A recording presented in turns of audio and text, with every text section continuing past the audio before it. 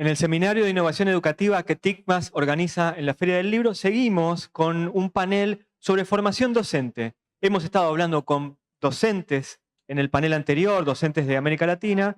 Ahora tenemos la presencia de Jennifer Bershore, Maurilio Suárez y Martín Salvetti, tres invitados de lujo, referentes, que van a hablar sobre inteligencia artificial, sobre formación docente y también sobre los proyectos que han desarrollado a lo largo de su trayectoria para acompañar a los estudiantes en sus propias trayectorias.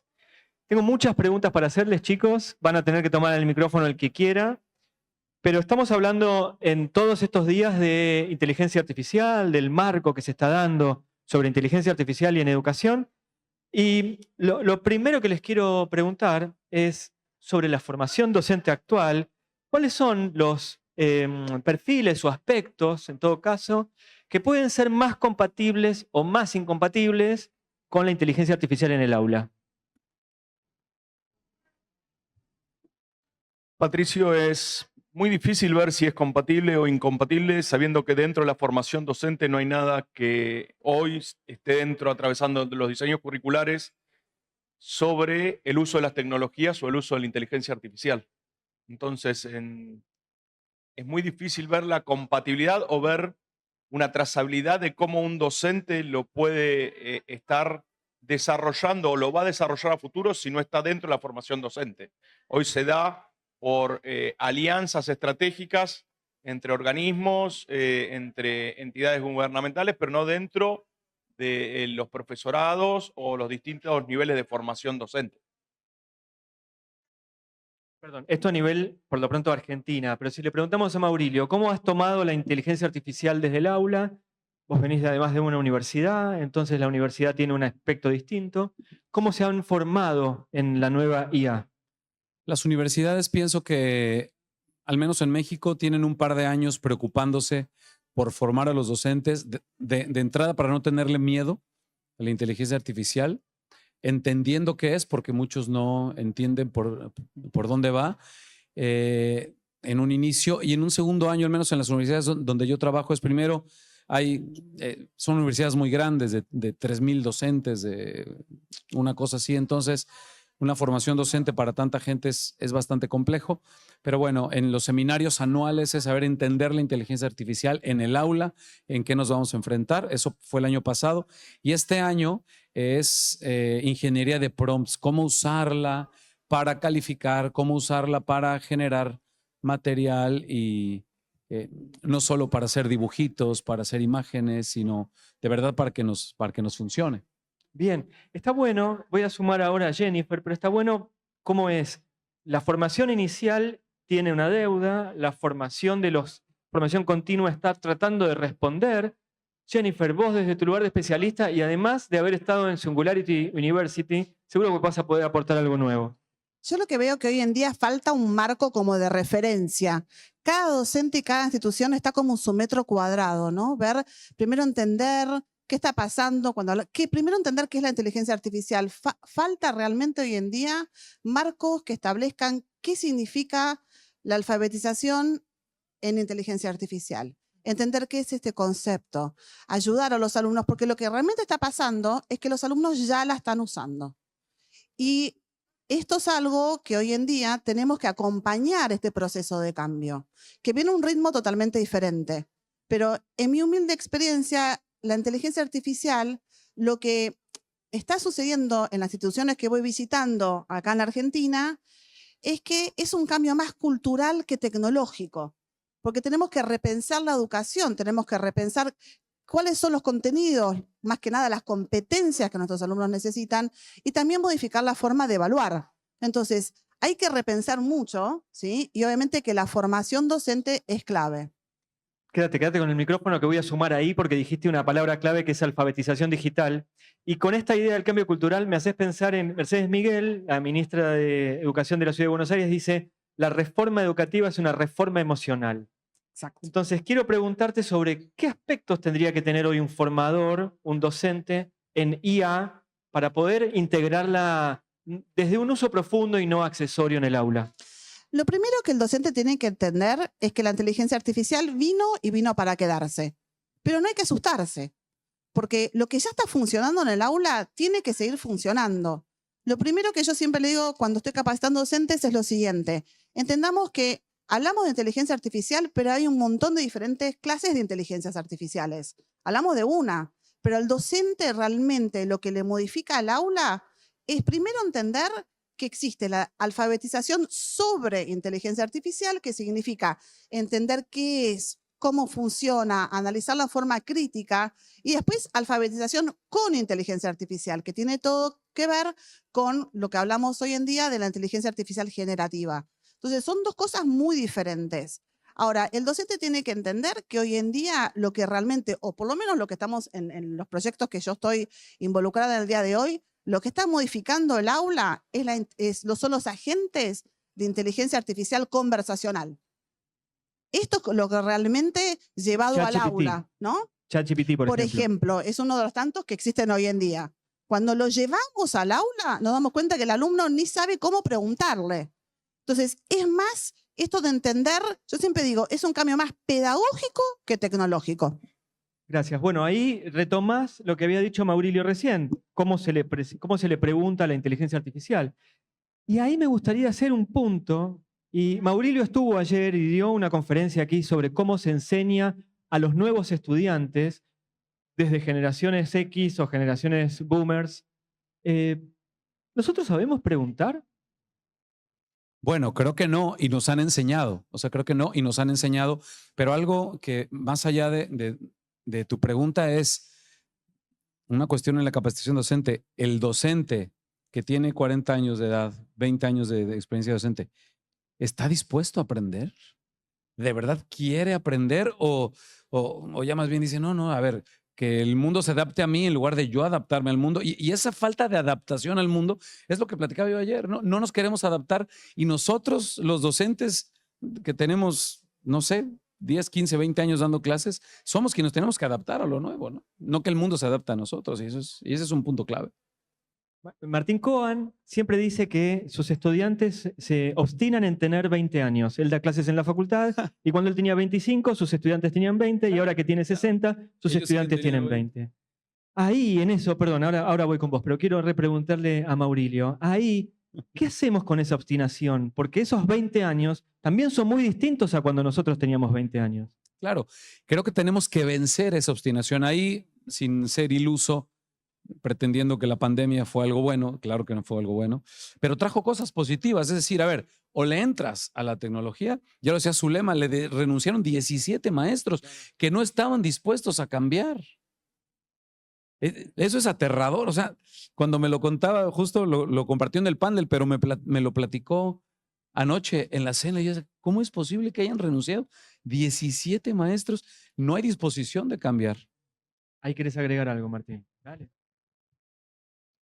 Buscaría también lograr consensos educativos, o sea, tratando de lograr una autonomía de cada escuela, ¿sí? Porque cada escuela tiene sus perfiles y sus docentes muy variados. Entonces, lograr un consenso entre los docentes y ver cuáles son, ayer hablaba, creo que Daniela, sobre las fortalezas de las potencialidades que tiene cada docente, ¿no? Entonces, primero una formación de equipos directivos para determinar esas fortalezas de los docentes que vos tenés para poder brindar capacitaciones para buscar lo mejor para cada unidad académica, ¿no? Entonces, creo que logrando esos consensos es donde vas a tener menos resistencia dentro de cada escuela en la formación docente. Y es muy difícil preparar una formación docente muy general como para poder llegar a ser efectiva, ¿no?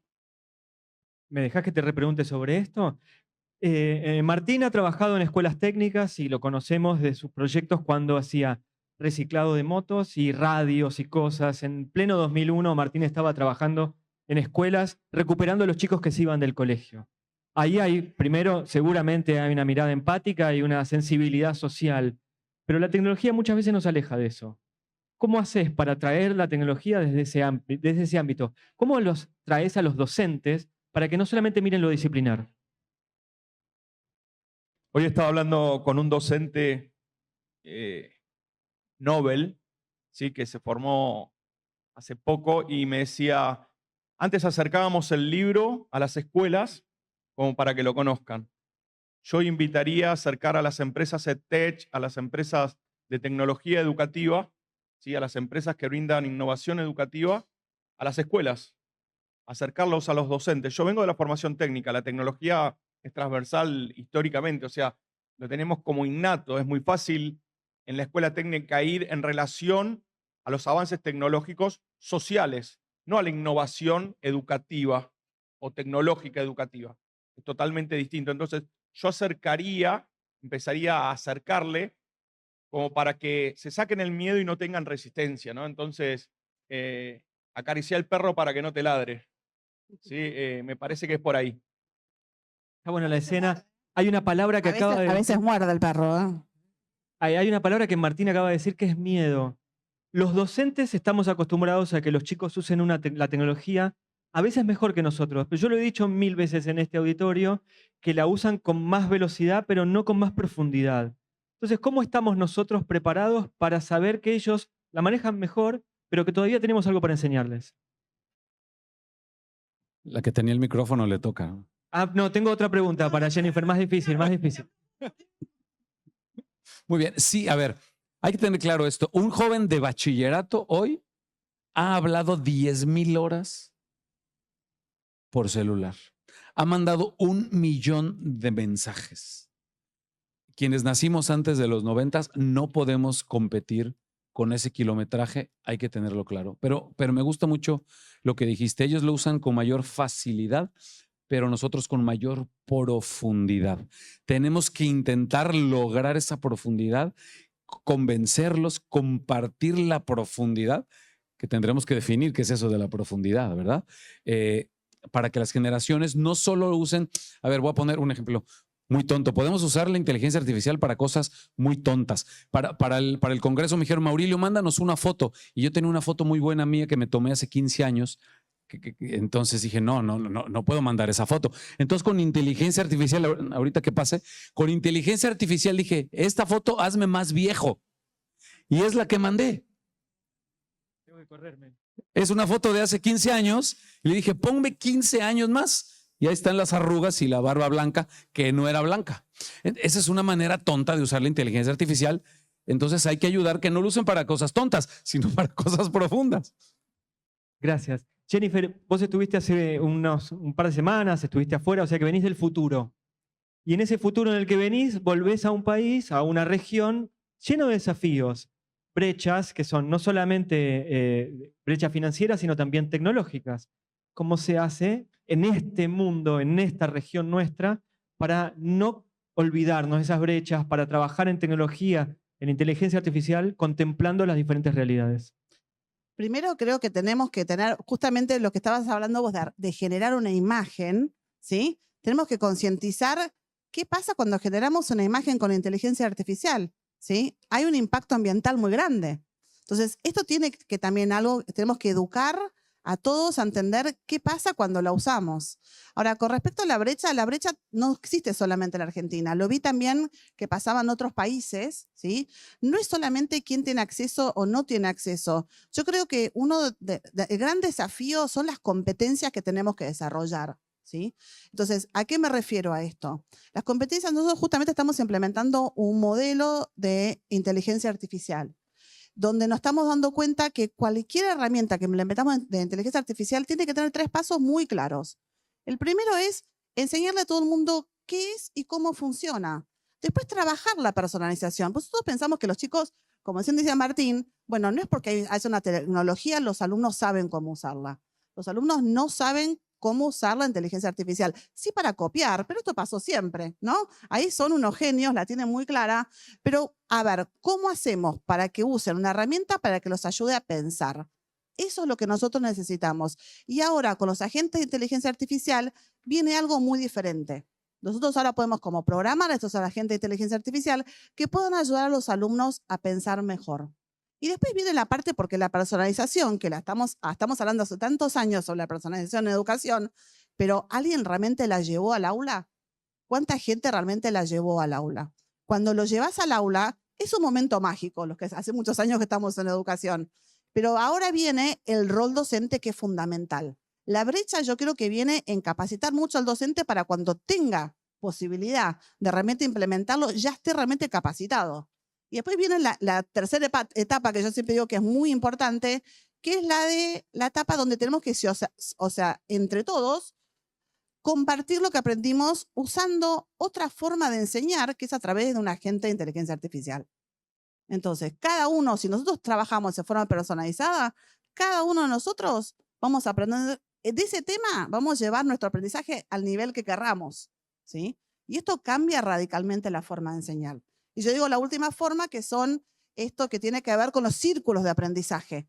En forma colectiva generamos contenido, que ese contenido lo aprendimos a través de la inteligencia artificial. Ahora, en todo este proceso, el rol docente es fundamental. El docente es guía, es facilitador, acompaña constantemente. Entonces, yo creo que primero estar preparados para esto que vino y vino para quedarse. Si te digo composición, tema, pensamiento crítico, desarrolle. ¿Con inteligencia artificial? No, por ejemplo, si se puede desarrollar el pensamiento crítico desde la inteligencia artificial. Se puede desarrollar frente, en tranquilamente. contra. Por ejemplo, te doy un ejemplo claro en lengua. Yo le digo a los alumnos, bueno, primero, ChatGPT, tenemos que entender que no es seguro llevarlo al aula. Nosotros no tenemos control sobre lo que está sucediendo en el aula. Ahora, yo le puedo decir al alumno, bueno, usa ChatGPT. Y le tengo que enseñar que el alumno sea crítico en lo que le va devolviendo la inteligencia artificial, que analice ese contenido, que use otras fuentes, ¿sí? Ahora, también por otro lado, le puedo decir al alumno, bueno, usa la inteligencia artificial. Estoy trabado, que esto pasa mucho. Hoy no estoy inspirado para escribir. Bueno, usa el ChatGPT para que te dé algunas ideas de cómo puedes empezar a trabajar este ensayo. Entonces, primero tenemos que enseñarle en forma crítica, pero también la inteligencia artificial es un aliado. Entonces, tenemos que verlo de las dos formas. Ahora, el pensamiento crítico tiene que empezar en el nivel inicial, que esto es algo que, bueno, siempre discuto con mis colegas. Mauricio, ¿tenés ganas de hablar de pensamiento crítico? Sí. Se te veía la cara ahí Sí. con agregar cosas. ¿Sí? Es que fíjate, justo hoy todavía algunos docentes ven que la inteligencia artificial es el enemigo a vencer, como hace 15 años el Internet, ¿no? Cuando decían, no, que mi alumno no saque el celular porque lo tiene abajo del pupitre y está, mientras está mi clase. Hoy, la verdad es que yo empecé a utilizar el celular y se los pedí a mis alumnos, a ver, todos saquen su celular. ¿Cómo, profe? Si en la escuela no nos dejan, saquen todo su celular y vamos a hacer una investigación. Ok. Hoy pasa lo mismo con la inteligencia artificial. Hoy tenemos mucho miedo. El trabajo que me entregaron fue copy-paste de una inteligencia artificial. Eso ya lo sabemos.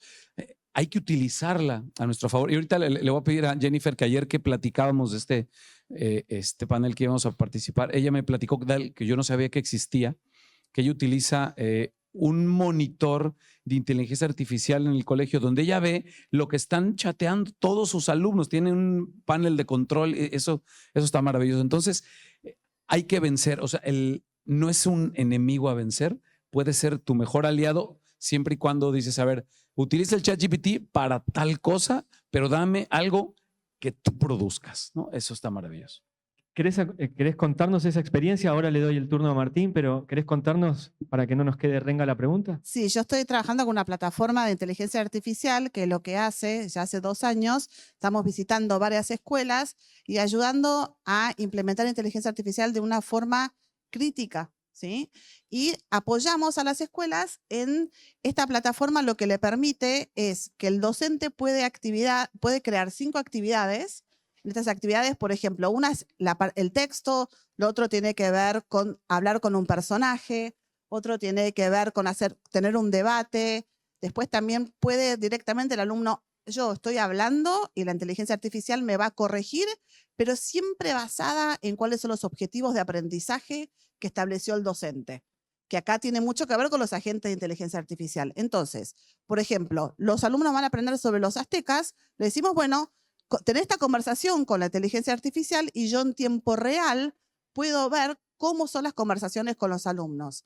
Para hacerlo corto, ¿qué fuimos aprendiendo? Que lamentablemente tenemos un sistema educativo que siempre trabaja como en la media, ¿no? Y el alumno que usa este tipo de sistema puede llevar su aprendizaje hasta donde quiera, ¿no? Puede hacer la mayor cantidad de preguntas que quiera sobre ese tema.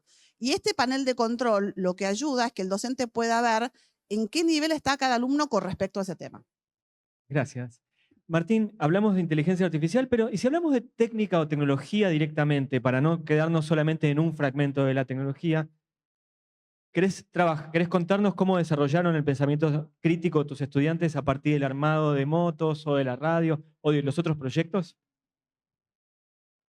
Desde el proyecto del armado de la radio es muy sencillo el desarrollo del pensamiento crítico. O sea, es la construcción de un medio, darle voz y dar intercambio de opiniones sobre ejemplos. Pero quería traer el uso de la inteligencia artificial y el desarrollo del pensamiento crítico. Ayer decían, promptear es planificar para un docente. Y yo me quedé con esa definición y yo que fui profe de motores de combustión interna, le pedí hoy a la mañana a inteligencia artificial que me ayude a planificar mi año de automotores para dar clases. Y inteligencia artificial en 3 me dio que yo tenía que enseñar motores 2 tiempos y enseñar la diferencia entre carburación e inyectores. Eso era una industria obsoleta de hace 30 años atrás. En ningún momento inteligencia artificial me enseñó que podíamos usar autos híbridos, eléctricos o energía solar. Entonces, el docente también tiene que saber que la inteligencia artificial o la innovación tecnológica son herramientas para el aula. El docente tiene que seguir formándose, el docente tiene que seguir teniendo una formación continua que es fundamental. Históricamente lo vengo escuchando, pero nunca lo veo que se desarrolle, ¿sí? Entonces, un año es inteligencia artificial, en otro momento es el celular y en otro momento es Internet. Pero me parece que lo importante es la formación continua del docente, porque si no siempre la educación se va a quedar atrás, ¿sí? Y en todo esto la responsabilidad no es del docente, sino del sistema educativo que componen los docentes. Entonces me parece que es una reflexión también que tenemos que construir entre todos juntos eso, donde se pueda llegar a lograr las mejoras del sistema educativo. Después el desarrollo del pensamiento crítico es fundamental para esto, pero el desarrollo del pensamiento crítico para los estudiantes y para los docentes también. Y me parece que hay que trabajar mucho para poder tener avances importantes en estos indicadores. Gracias. Jennifer, empiezo con vos que tenés el micrófono en la mano. En la década del 80, yo era estudiante en la década del 80, era estudiante de primaria, y apareció la computadora. Y de repente las asociaciones cooperadoras, los colegios privados empezaron a comprar computadoras. La computadora entró con la promesa de cambiar todo. Y fue un poco gatopardismo. La escuela absorbió la computadora y la computadora se convirtió en una herramienta más que estaba en el aula, pero que finalmente no provocó ningún cambio. Hoy la inteligencia artificial llega a las aulas, tal vez empujada más por los estudiantes que los maestros, pero en aquella época eran los padres los que impulsaban, ¿no? Pero llega a las aulas y viene con la promesa de cambiar todo. ¿Va a cambiar todo? Es más, no quisiera que cambie todo. La verdad, para nada. Quisiera que realmente los alumnos puedan usarla para que puedan aprender mejor. O sea, nosotros como educadores lo que queremos es, como de base, que el alumno se pueda preparar para el mundo del trabajo. Ya sabemos que la inteligencia artificial ya está impactando a todos, ¿sí? Esto lo vi mucho en este congreso que estuve ahora, que todavía la inteligencia artificial está como en un nivel muy instrumental. No he visto todavía realmente herramientas que realmente están como cambiando la forma de pensar o que me están ayudando con respecto a esto. Yo creo que definitivamente la inteligencia artificial vino y vino para quedarse. Pero como dije antes, tenemos que realmente todo lo que tiene que ver con lo humano nunca lo va a poder reemplazar. Entonces tenemos que trabajar más lo humano dentro del aula. No es empática la inteligencia artificial y no la va a hacer, por más que me diga por favor y gracias. Nosotros como docentes sabemos, si yo sé, acá hay una audiencia, si a alguno le pasó algo personal, por ejemplo, ese día no está aprendiendo. Y la inteligencia artificial eso no lo puede detectar, pero el docente lo detecta solamente con mirar la cara del alumno, ¿sí? Entonces hay muchas cosas que la inteligencia artificial no va a reemplazar, pero sí va a poder ayudar a que yo entregue un trabajo siempre cuando tenga unas políticas claras dentro de la escuela, de qué significa para esta escuela la inteligencia artificial, que esto es un programa que hicimos en mi escuela, qué significa, trabajamos todo un año definiendo qué significa la inteligencia artificial para esta escuela, para esta comunidad, enseñar al alumno cómo citar la inteligencia artificial. Son cosas como muy básicas que todavía no las estamos viendo que estén sucediendo en más escuelas. Entonces, vino para quedarse, no hay que asustarse, sino que hay que aprender cómo funciona. Gracias. Maurilio, ¿y si te saco de la IA y te llevo al aula, a cualquier aula donde se cruza la transformación digital, por ejemplo, con un gestor de contenidos o con una plataforma educativa o con una experiencia de trabajo? Digo, son modelos que entran en el aula. ¿Cómo cambia la relación docente-estudiante? Y perdón que voy a hacerla un poco más extensa la pregunta, pero Venga. muchas veces se muestra el aula como va a cambiar en este sentido. No va a haber un docente, va a haber un robot. Pero el pizarrón está en el mismo lugar, los estudiantes ocupan los mismos espacios y hay una figura de autoridad que no es un docente, es una máquina que emite los saberes. Pero hoy la educación ya no es eso. Sí, platicaba yo el día de ayer, recordarán un triángulo que puse que la interacción en el aula tiene 3 vértices, ¿no? La dimensión epistemológica, la dimensión que son los saberes, la dimensión relacional y la dimensión pedagógica. Esas 3 dimensiones siguen existiendo. Y decía yo, si mejoras la parte relacional, mejora la parte pedagógica. Si mejoras la parte pedagógica, mejora la relacional. O sea, creo que esos 3 vértices no cambiarán aunque haya internet, la máquina de vapor o la inteligencia artificial. Lo que sí es importante es que tengamos claro los docentes, que esto también es parte de esta lucha cultural de la que estoy insistiendo tanto, es el rol del docente ha cambiado. Ya no soy el poseedor de la información. O sea, yo hoy digo aquí, ¿cuál es el teorema de Pitágoras? Y me aparecen 37 videos distintos de distintos pedagogos con distintas pedagogías. En matemáticas, el teorema de Pitágoras es una relación geométrica euclidiana entre 3 lados de un triángulo. Y si le pongo ver más, me aparecen un montón de opciones. A ver, queridos docentes, si lo que tú hoy das en tu clase, tu alumno lo puede encontrar en Google, ¿para qué te necesita? Entonces, tienes que cambiar tu rol. Debes ser el motivador del deseo de aprender, el motivador del pensamiento crítico, el detonador del pensamiento crítico, que el joven quiera buscar información, ya sea en internet o contigo o con quien sea, pero hoy el rol del maestro es totalmente distinto. Entonces, eso hay que tenerlo muy en claro. Martina Sentías. Sí, totalmente. Hoy el conocimiento está a 2 clics. Entonces, es fundamental.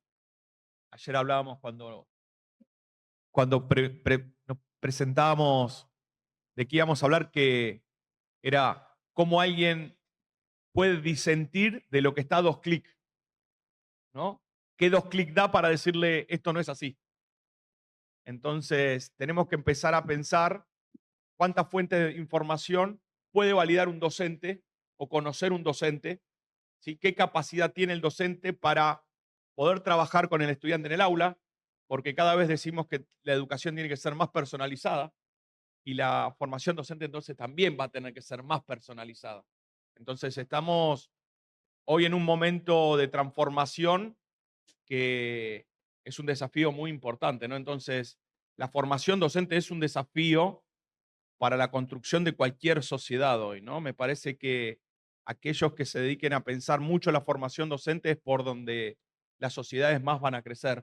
Hoy hay muchos factores que pueden modificar, distintos actores que tienen responsabilidades humanas detrás, que son nuestros estudiantes, que hay que valorarlos.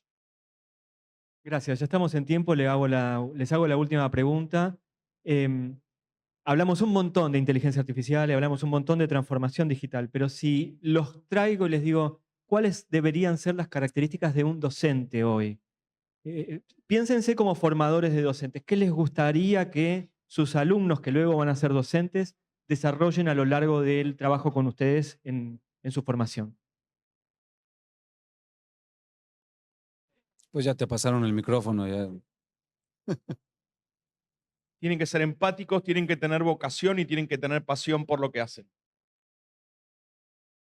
Sí, me sumo. La empatía y la habilidad de adaptarse al cambio, ¿no? Y recuperar el deseo de las cuestiones básicas. Es decir, el redescubrir las ganas de leer, las ganas de escribir. Eso es importantísimo que lo sigamos promoviendo.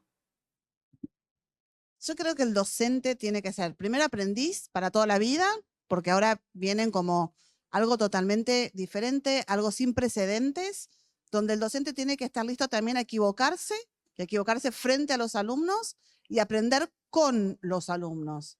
Que esto a veces cuesta mucho al docente correrse del rol central que tiene el docente, pero cuando sucede es maravilloso. Lo que pasa es que yo ya cerré la charla, ¿viste? Entonces yo ya dije, listo, gracias chicos por venir, etcétera, pero de repente es una charla que podría durar 2 horas más porque ahora me tirás a aprender con los alumnos y cuando bajemos te voy a seguir haciendo preguntas. La verdad que les agradezco a los tres, a Jennifer, a Mauricio, perdón, a Maurilio, mirá, lo dije bien hasta el último momento. A Maurilio y a Martín, gracias a los tres por haber estado. Maravillosa entrevista, gracias. Gracias a vos.